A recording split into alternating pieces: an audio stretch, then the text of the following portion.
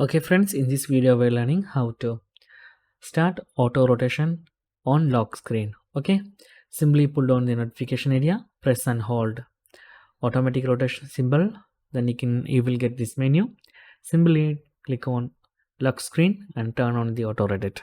So click on done. That's guys, now you can easily rotate your lock screen. You can see here I rotate my phone and I'm pressing just calibrating this.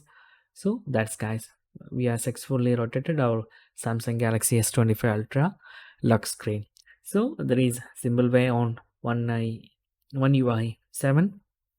I'm using one UI 7 and the current version of this one UI is one UI 8.5. So that's guys very simple tutorial. You can enter the pin here to get the device unlocked.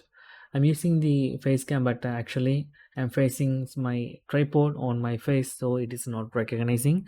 So that's guys very simple tutorial. If you need any kind of Android or iPhone tutorial, just comment below.